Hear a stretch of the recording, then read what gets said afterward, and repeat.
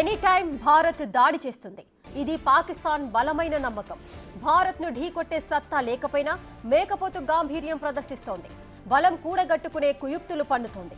అందులో భాగమే అన్నట్టు టర్కీ యుద్ధ నౌక కరాచీకి చేరుకుంది. భారత్ పాక్ మధ్య ఉద్రిక్తతల సమయంలో ఇదో కీలక పరిణామంగా భావిస్తున్నారు. ఇస్లామిక్ దేశమైన టర్కీ తాము పాకిస్తాన్ వైపే ఉన్నామని సంకేతాలిచ్చినట్లయింది. ఆ రెండు దేశాలు అరేబియా సముద్రంలో సంయుక్త నావికాదళ విన్యాసాలు నిర్వహించనున్నాయి.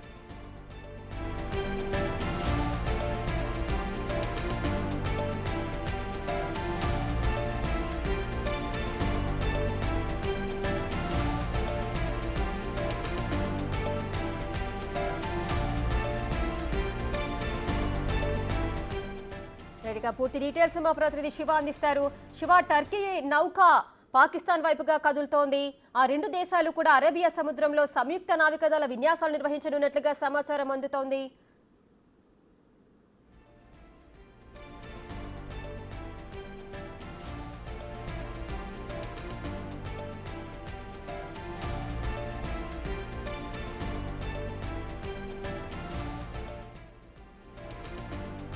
పూర్తి డీటెయిల్స్ మా ప్రతినిధి శివ అందిస్తారు. శివ,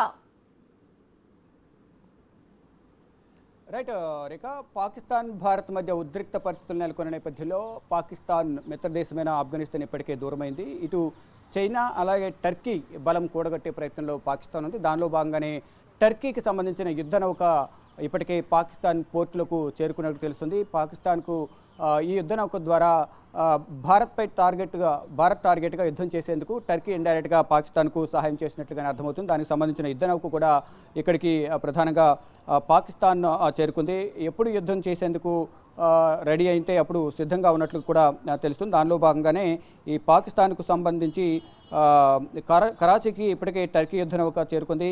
పాక్ భారత్ మధ్య ఉద్రిక్తతల సమయంలో ఇది కీలక పరిణామం అని ప్రధానంగా చెప్పుకోవాలి. అంటే గత కొన్ని రోజులుగా కూడా పాకిస్తాన్ ఒంటరైపోయిన పరిస్థితి కనిపిస్తుంది. ఎప్పుడైతే పెహల్గాంలో ఉగ్రదాడి జరిగిన తర్వాత ప్రపంచ దేశాలన్నీ కూడా పాకిస్తాన్ను ఖండించాయి. అంటే ఉగ్రవాద స్థావరాలకు కేంద్రంగా మారిన పాకిస్తాన్ అక్కడే పీఓకేలో ఉగ్రవాద కార్యకలాపాలు కొనసాగిస్తూ అక్కడ ఆశ్రయం ఇస్తూ అందరికీ కూడా శిక్షణ ఇస్తున్న నేపథ్యంలో ఇది పాకిస్తాన్ హస్తం ఉంది, లష్కరే తోయిబా, ఐసిస్ హస్తం ఉంది అనేది అందరూ కూడా భావించారు. దానిలో భాగంగా ప్రపంచ దేశాలన్నీ కూడా ఈ దాడిని అయితే ఖండించాయి. దానిలో భాగంగానే ఇటు మిత్రదేశంగా ఉన్న ఏదైతే ఉందో మిత్రపక్షం ఇటు ఆఫ్ఘనిస్తాన్ కూడా దూరం అయిపోయింది. భారత్తో స్నేహం చేసేందుకు సిద్ధమవుతోంది. ఈ నేపథ్యంలోనే ఏకాకి అయిన పాకిస్తాన్కు ఇటు టర్కీ రెండో వైపు చైనా రెండు కూడా మద్దతు తెలిపేందుకు ముందుకు వచ్చాయి. దానిలో భాగంగానే ఇటు టర్కీకి సంబంధించిన యుద్ధ నౌకను పాకిస్తాన్కు ఇచ్చిన నేపథ్యంలో ఇప్పటికే పాకిస్తాన్ సరిహద్దుల్లోకి కరాచీ చేరుకుంది ఈ యుద్ధ నౌక. అయితే ఈ మొత్తం అంటే ఇప్పుడు యుద్ధ నౌక రావడం ద్వారా పాకిస్తాన్కు కొంత బలం చేకూరినట్టుగా కూడా అనిపిస్తోంది. అంటే ఇప్పటి వరకు సైనిక బలం లేదు, ఇటు ప్రతిపక్ష పార్టీలు కూడా అఖిలపక్ష సమావేశాన్ని పిలిస్తే ఎవరు కూడా రావడం లేదు. భారత్ యుద్ధానికి ఎవరు కూడా సొంత దేశంలోని ప్రతిపక్ష పార్టీలు సహకరించడం లేదు. సైన్యం కూడా వెనకడుగు వేస్తున్న పరిస్థితి కనిపిస్తోంది. ఆర్మీ చీఫ్ ఇప్పటి వరకు తెర మీదకు రాకుండా ఉన్నారు. అంటే ఆర్మీ చీఫ్ ఏమైపోయారు అనేది కూడా అర్థం కాని పరిస్థితి కనిపిస్తోంది. ఈ నేపథ్యంలో సైనికులందరూ కూడా అంటే ఆర్మీ చీఫే తెర మీదకు రావడం లేదు, మా వల్ల ఏమవుతుంది అన్నట్లుగా ఆర్మీ మేజర్లు కానీ ఇటు సైనికులు కూడా దాదాపు 1200 మందికి పైగా సైనికులు రాజీనామా చేస్తారు. ఈ సంఖ్య మరింత పెరిగినట్లుగా కూడా తెలుస్తుంది. దానికి సంబంధించిన రాజీనామా లేఖను ఇప్పటికే ఆర్మీ చీఫ్ పంపించారు. ఆ లేఖలను కూడా సోషల్ మీడియాలో వైరల్ అవుతూ ఉన్నాయి. మరోవైపు 250 మందికి పైగా ఆర్మీ మేజర్లు కూడా రాజీనామా చేశారు. వాళ్ళు విదేశాల బాట పట్టినట్టుగా తెలుస్తుంది, విదేశాలకు పారిపోయినట్టు తెలుస్తుంది. ఇటు ఆర్మీ చీఫ్ కుటుంబాన్ని కూడా దేశం దాటవేసినట్టు కూడా తెలుస్తుంది. ఆర్మీ చీఫ్ అసలు ఎక్కడున్నారు, బంకర్లో దక్కున్నారా, విదేశాలకు పారిపోయారా అనే ప్రచారం కూడా కొన్ని ఊహాగానాలు కూడా వ్యక్తమవుతున్నాయి. ఈ నేపథ్యంలోనే ఇప్పుడు ఎవరు సహాయం చేయని నేపథ్యంలో ఒకవైపు అంతర్యుద్ధం కొనసాగుతుంది.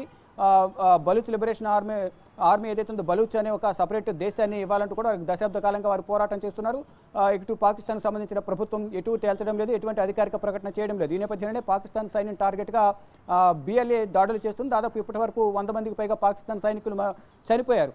ఉన్న సైనికులు చనిపోతున్నారు, మరికొంతమంది యుద్ధానికి దూరంగా ఉంటున్నారు, కొత్తగా ఎవరు విధుల్లోకి రావడం లేదు. ఇదంతా కూడా పాకిస్తాన్ ఉక్కిరిబిక్కిరి చేస్తున్న పరిస్థితి కనిపిస్తోంది. ఈ నేపథ్యంలోనే భారత్కు శత్రు దేశమైన చైనాతో చేతులు కలపడం, మరోవైపు టర్కీ ఆపదలో ఉన్నప్పుడు అన్ని సందర్భాల్లో కూడా పెద్దన్న పాత్ర పోషించి భారత్ వారికి సహాయం అందిస్తూ వచ్చింది. ఏదైతే విపత్తులు సంభవించిన నేపథ్యంలో కానీ భూకంపాలు సంభవించిన నేపథ్యంలో అన్ని విధాల భారత సహాయ సహకారాలు పెద్ద ఎత్తున అందించింది. కానీ ఇప్పుడు యుద్ధం వచ్చే సమయానికి మాత్రం టర్కీ పాకిస్తాన్కు మద్దతు పలుకుతూ యుద్ధ నౌకను కూడా సహాయం చేసింది. ఆ యుద్ధ నౌక ఇప్పుడు కరాచీకి చేరుకుంది. అక్కడ నుంచి టర్కీ యుద్ధ నౌకతో మీపై యుద్ధం చేయడానికి మేము సిద్ధమన్నట్లుగా కూడా పాకిస్తాన్ ప్రయత్నిస్తుంది. మరోవైపు అంతకుముందే నిషాన్ 2 అనే ఒక క్షిపణిని కూడా ప్రయోగించింది. అది 450 కిలోమీటర్ల రేంజ్ వరకు కూడా ఇది పనిచేయగలదు. వాయు జలాంతర్గాముల్లో కూడా ఇది పనిచేస్తుందంటూ కూడా ఒక క్షిపణిని కూడా తెర మీదకి తీసుకొచ్చారు. అంటే అది ప్రధానంగా ఇప్పుడైతే భారత్కు సంబంధించిన త్రివిధ దళాలు ఏవైతున్నాయో ఇండియన్ నేవీ, ఎయిర్ ఫోర్స్ విన్యాసాలు నిర్వహిస్తూ మాక్ డ్రిల్ నిర్వహిస్తూ యుద్ధానికి సిద్ధమంటూ కూడా సంకేతాలు పంపిస్తున్న నేపథ్యంలో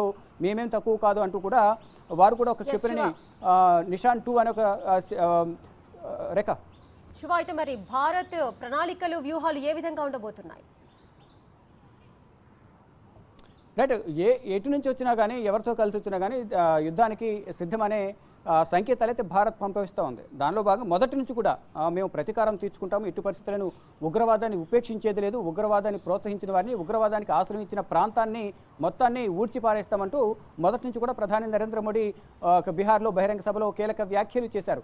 దాని తర్వాత హోంమంత్రి మాట్లాడారు, తర్వాత రక్షణ శాఖ మంత్రి కూడా మాట్లాడారు. ఎట్టి పరిస్థితులను ఉగ్రవాదాన్ని ఉపేక్షించేది లేదు, కూకటి వేళతో దీన్ని పెకిలిస్తాము, వెతికి మరి వారిని పట్టుకుని శిక్షిస్తామంటూ కూడా కేంద్ర హోంమంత్రి అమిత్ షా కూడా కొన్ని కీలక వ్యాఖ్యలు చేశారు. ఈ నేపథ్యంలోనే వారు ఎవరితో కలిసి వచ్చినా కానీ వారి దగ్గర బలం లేదు, బలం లేని నేపథ్యంలో ఇతర దేశాల నుంచి బలాన్ని అప్పు తెచ్చుకుని వారి నుంచి బలం కూడగట్టుకుని భారత్పై యుద్ధం చేయడానికి సిద్ధమవుతున్నాయి. ఈ నేపథ్యంలో ఇటు టర్కీ నుంచి యుద్ధనౌక తెచ్చుకున్నప్పటికీ కూడా మరోవైపు ఇండైరెక్ట్గా అధికారికంగా ప్రకటించకపోయినా ఇండైరెక్ట్గా చైనా కూడా సహాయం చేస్తోంది, అన్ని విధాల సహాయ సహకారాలు అందిస్తోంది. కానీ ఇటు భారత్ మాత్రం ఎవరి సహకారం లేకుండానే త్రివిధ దళాలను సిద్ధంగా చేసుకుంది. వారికి ఫ్రీ హ్యాండ్ ఇస్తూ వారు ఎప్పుడు టార్గెట్ ఫిక్స్ చేసినా అప్పుడు యుద్ధానికి మేము సిద్ధమంటూ కూడా ప్రధాని నరేంద్ర మోడీ వారికి ఫ్రీ హ్యాండ్ ఇచ్చారు. దానికి సంబంధించి ఇప్పటికే త్రివిధ దళాధిపతులు ఇటు ప్రధాని నరేంద్ర మోడీతోనూ కేంద్ర హోంమంత్రి ఇటు రక్షణ శాఖ మంత్రితో ఎప్పటికప్పుడు సమావేశమవుతూ ప్రజెంట్ సిచ్యువేషన్ ఏ విధంగా ఉంది, ఎన్ఐఏ దర్యాప్తు ఎంతవరకు వచ్చింది, బోర్డర్స్లో ఏ విధంగా ఉంది అనేది కూడా బీఎస్ఎఫ్ కానీ సెంట్రల్ డిఫెన్స్ స్టాఫ్ సంబంధించిన అనిల్ చౌహాన్ కూడా భేటీ అవుతున్నారు. మరోవైపు army chief, navy chief, martial chief కూడా వీరందరూ కూడా నేవీ మార్షల్ చీఫ్ కూడా సమావేశం అవుతూ ఉన్నారు. అంటే ఎవరికి వారు మేము సంసిద్ధంగానే ఉన్నాం, యుద్ధానికి సంబంధించి అన్ని రకాల సామాగ్రి మా దగ్గర ఉంది, ఎప్పుడైనా మేము యుద్ధానికి సిద్ధమే అనేది వారి యొక్క అభిప్రాయాలను ప్రధానికి, కేంద్ర మంత్రులకు వారి అభిప్రాయాలు వ్యక్తపరుస్తూ ఉన్నారు. ఇటు ప్రభుత్వం కూడా ఎప్పుడైనా యుద్ధానికి సిద్ధమంటూనే ముందు ఆర్థిక మూలాలపై దెబ్బ కొట్టే ప్రయత్నం అయితే ప్రధానంగా చేస్తుంది. దానిలో భాగంగానే వాణిజ్య ఒప్పందాలకు సంబంధించి కానీ ఇటు పాకిస్తాన్కు సంబంధించిన విమానాలు భారత గగనతలంలోకి రాకుండా అడ్డుకోవడం కానీ, మరోవైపు ఆర్థికంగా అనేక విధాలుగా ఇబ్బందులు ఎదుర్కొన్న పరిస్థితి, దౌత్యపరంగా మరోవైపు నీటి ఈ సమస్యలు కూడా ఏదైతే సింధు నది జలాల ఒప్పందం ఏదైతుందో దానికి సంబంధించి కూడా అనేక ఇబ్బందులు ఎదుర్కొన్న పరిస్థితి కనిపిస్తుంది. సామాన్య జనం కానీ ఇటు రైతాంగానికి కూడా ఈ సింధు నది జలాలు అక్కడికి వెళ్ళకపోతే మాత్రం భవిష్యత్తులో మరింత నీటి కష్టాలు అనేది ఎదుర్కొనే అవకాశం అయితే ప్రధానంగా కనిపిస్తుంది. దానికి సంబంధించి కూడా అన్ని విధాల భారత్ నుంచి ఇబ్బందులు అయితే ఎదుర్కొంటుంది. అంటే ఏం చేయాలో పాలుపోలేని స్థితిలోనే ఇటు టర్కీని ఆశ్రయించింది. టర్కీ నుంచి ఒక యుద్ధ నౌకను తాత్కాలికంగా తెచ్చుకున్నప్పటికీ కూడా ఆ యుద్ధ నౌకతో ఫైట్ చేసిన ఫైనల్గా ఇటు భారత్ త్రివిధ దళాలను ఎదుర్కోవడం అంత ఆషామాషి కాదు అనేది కూడా ఇటు అంతర్జాతీయంగా కానీ జాతీయంగా కానీ నిపుణులు అయితే అంచనా వేస్తున్నారు. దానికి అనుగుణంగానే ఇటు ప్రధాని నరేంద్ర మోడీ నిర్ణయాలు ఏదైతే కఠిన నిర్ణయాలు ఉన్నాయో ఆ నిర్ణయాల పట్ల కూడా అసలు ఎప్పుడు ఏ విధంగా భారత్ ముందుకు వెళ్తుంది అనేది కూడా వారు ఎవరు అంచనా వేయలేని పరిస్థితి కనిపిస్తుంది. దానిలో భాగంగానే ఇటు మిత్ర దేశాలు దూరం అయ్యాయి. అంటే ప్రెసిడెంట్ ఏదైతే పాకిస్తాన్లో ఆఫ్ఘనిస్తాన్ ఉందో ఆ మిత్ర దేశం దూరమైంది. ఇటు భారత్కు శత్రు దేశమైన చైనాను కూడగట్టుకునేందుకు మరోవైపు పక్కనున్న టర్కీని కూడా వారు కలుపుకుని భారత్పై యుద్ధానికి సిద్ధమవుతున్నట్లుగా ఒకటి తెలుస్తుంది. కానీ ఎవరు కలిసి వచ్చినా భారత్ టార్గెట్ నుంచి ఎవరు తప్పించుకోలేరు అనేది కూడా నిపుణులు అంచనా వేస్తున్నారు.